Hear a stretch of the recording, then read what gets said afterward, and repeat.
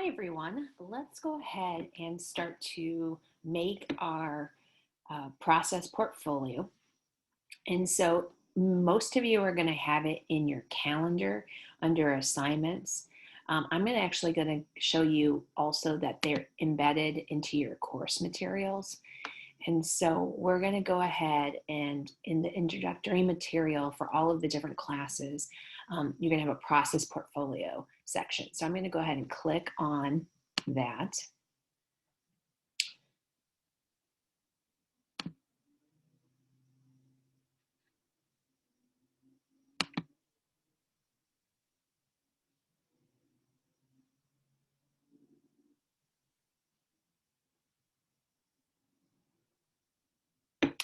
And from there, you're going to go ahead and open this link, and that link is going to make a copy of it. So you're going to go ahead and click on that, make a copy.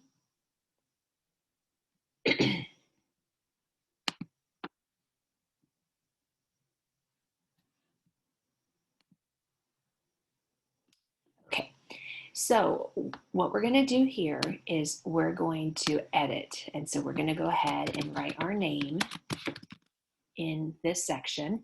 If your name is too big and you can't see it, go ahead and change the font size. Go ahead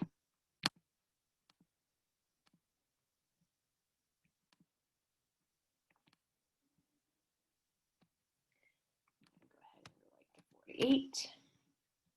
Okay, still too big. Just kind of fiddle with it for a second here.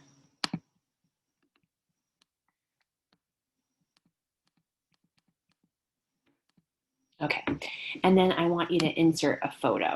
So you might have a photo of you somewhere already. If you need to do a desktop photo, you're welcome to go ahead and do that.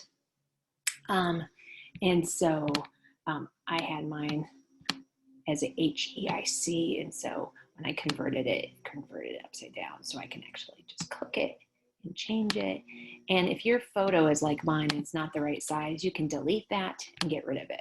So I want to see who you are, since I don't know most of the Drawing 1's classes. I know a lot of the other advanced kids in Drawing 2, 3, 4 painting. But since I don't know all of you, I want to make sure that I see your sparkling face every time I get to your portfolio. So then the directions are right here. So we already did step 1. So what I would like you to do is go ahead and click on Google Drawing folder. So you're going to have a different folder for each of your classes. And what I'm going to have you do is add that to your drive. Now, I can't do it because it's already on my drive, but there is an icon for it on the presentation. So if we go back here, it shows you where it's located on your drive. So you're going to add it to your drive, and that way you always have access to that folder and you know exactly where this process portfolio is going to be. So you're going to actually, move this process portfolio into your period folder. So if you're in 3rd hour, you'll put it in 3rd hour. If you're in 8th hour, you put it in 8th hour. Probably for all my other classes, there's just one folder because there's only one 5th hour Drawing 2 and one 7th hour Painting 1. Okay, so you're going to go ahead and do that. So following the directions on this page. Right. So then what I would like you to do is to go to your portfolio, and I'd like you to share it. So I have to get out of present mode here. My Zoom is in front of it. So I'm going to share it. And so what I'd like you to do is to make sure that you share it with me. So J Modis at Naperville 203. And I would like you to change the setting for it. And so when you're changing the settings for it, I'd like you to make it so that it's for Naperville, and I'd like you to make it so that it is editable. And the reason for the editable is that I'm going to be able to add comments to it. And then let's say you put something in the wrong place, I can move it explain to you where it goes in the future.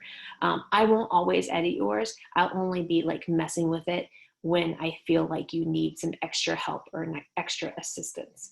So once you have made it so that you share it with me and you make it so that I can edit, you're going to say done, right?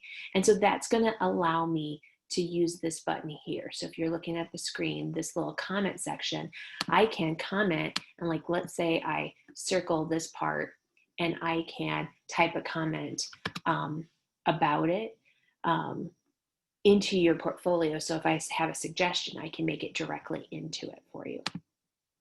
Okay.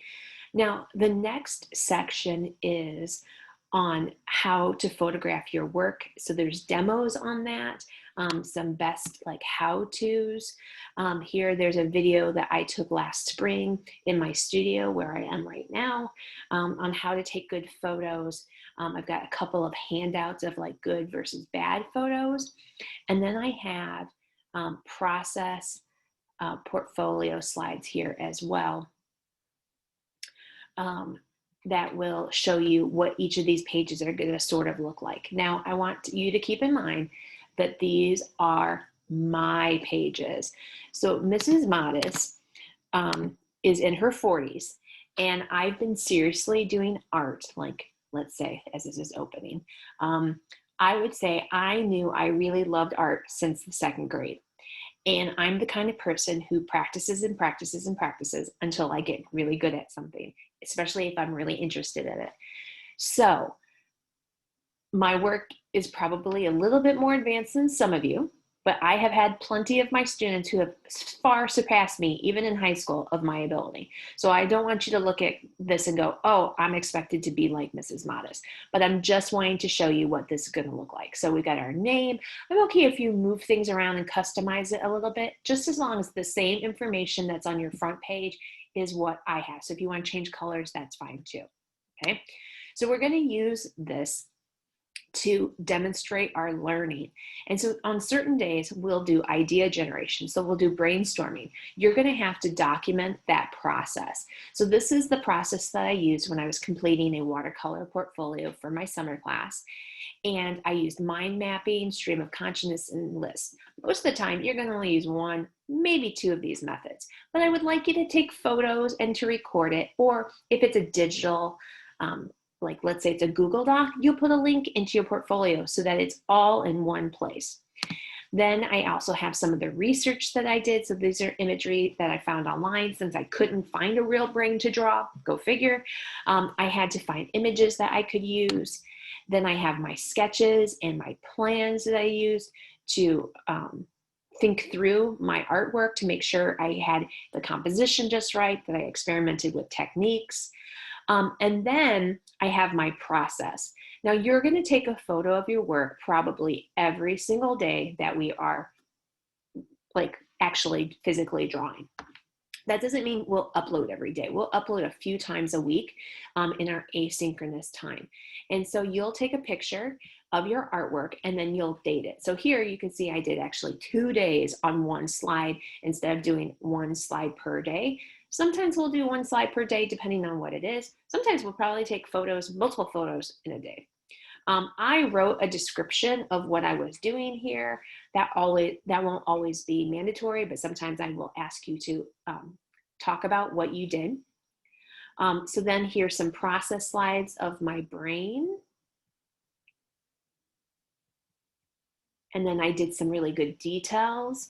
This is something I have my advanced students do because this is something that a lot of colleges or those who are thinking about taking AP Studio will want to do.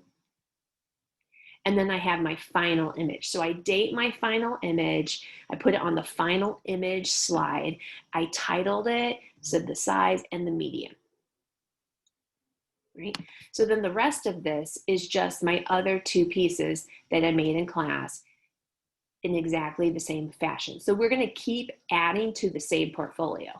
We're not going to